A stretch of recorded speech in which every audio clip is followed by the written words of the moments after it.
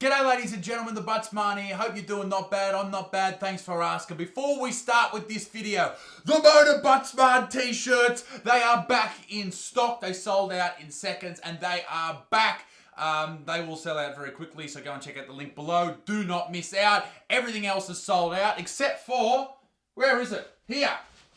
The Dick Stinks. Look at that. The air fresheners. It smells deliciously of cheese. And don't forget the Dick Stink condoms. By the way, I take no responsibility if you have a shitty baby because of these condoms. Although, they are legit.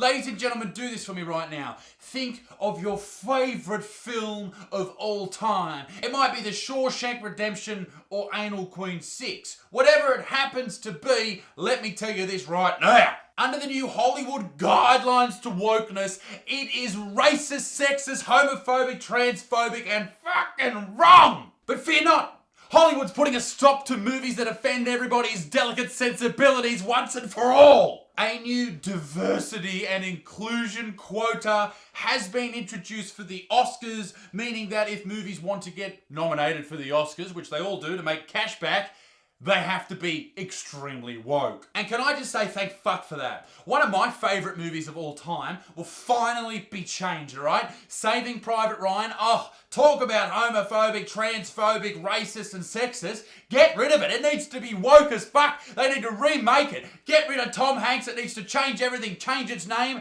It will be now Saving Caitlyn's Privates. Get it? Caitlyn Jenner chopped a... You know what I mean.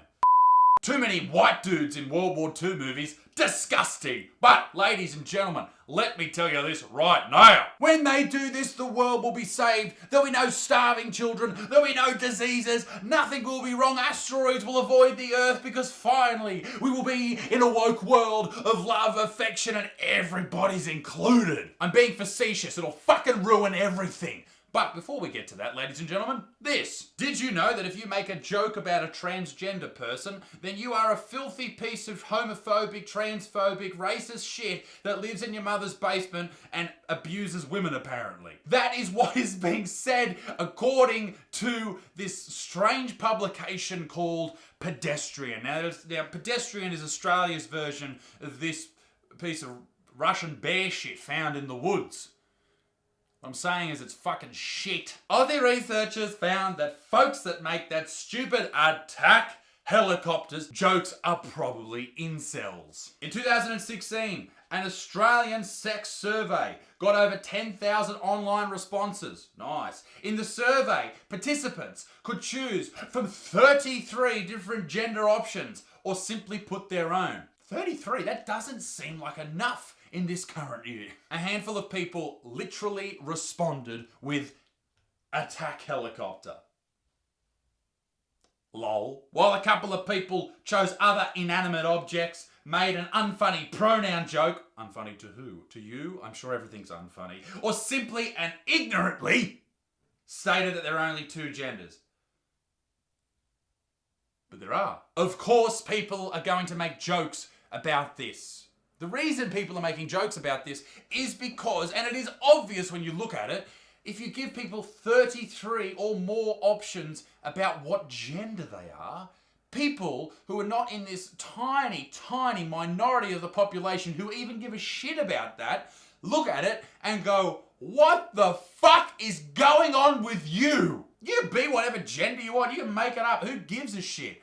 But don't put it on other people. Don't blow up at other people when they say, that's ridiculous, because it is. It is ridiculous. And that's why people are making jokes about it. And often when people don't understand something, that's when they'll make a joke about something. And I don't quite understand this. If it makes you happy to be any gender you want, then fucking by all means, do it. But just don't impose on other people. And don't freak out when other people don't understand it. Because of course they don't understand it. Now, researchers from the University of Melbourne, of course it's from fucking Melbourne, and Queensland, that's strange, University of Technology have looked into these individuals' others' answers and demographic info to determine they are mainly straight-ish and white men in their late 20s or 30s. Yes, evil white men are at it again and ruining it for everybody else. Beyond this, they were able to put them into two categories. Incels who feel threatened by pretty much anything, and trolls who are bored, malicious, and somehow think they're funny. I propose a third category. normal human beings who think this whole thing is fucking ridiculous and they're going to make jokes about it. So should we be mean to people who don't follow the two gender rule? No. You're allowed to make jokes about them. Am I the only person who thinks that if you don't make jokes about, or you're not allowed to make jokes about someone who is a particular race, gender, ethnicity, religion, or any of those variables, then that is racism, that's sexism, that's transphobia? Surely I'm not the only one that thinks like that. And when I talk to people who are transgender who follow any life that's not the quote unquote normal way of living, they just want to do one thing, and that is live their life. That's fucking it. They don't give a shit about any of this stuff that's happening on Twitter or on YouTube or any of these fucking social issues. They just want to live their life. They just want to live a normal existence. That is it. And when we demand that these people are untouchable with humor, you can't make jokes, you can't question them, you can't say anything because you're not living their life, you don't allow them to live a normal life. You segregate them. You put them in a pen by themselves and everyone stares at and goes, wow, we can't fucking talk about them. But let's look at it.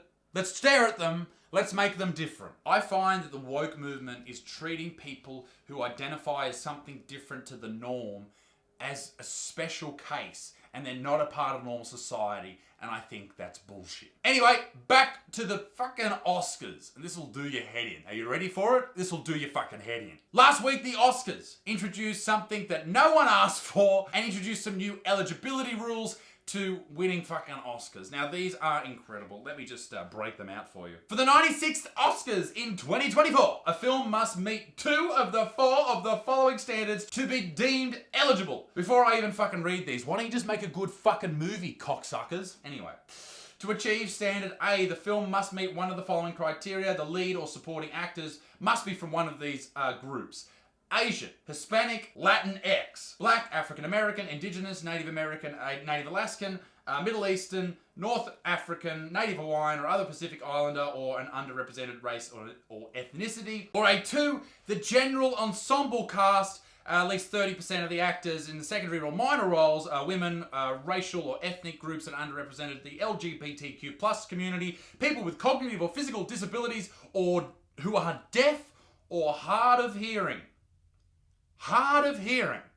That's actually probably not a bad idea. Maybe that would make the new Saving Private or Caitlin's Privates even better. You know, you could actually get 110-year-old World War II veterans who actually stormed the beaches of Normandy to live through the most traumatic experience in anyone's life ever and do it all again because they're hard of hearing, and we need 30% of them in this film for some fucking reason. They go on longer and say, listen, if you're part of internships and apprenticeships in the film community and marketing people, and it's a great thing to include everyone, right? We know that. But the problem is, why would you want to be a part of something that you didn't earn? You're only in it because of the color of your skin, your gender, your sexual preference, or where your grandma's from.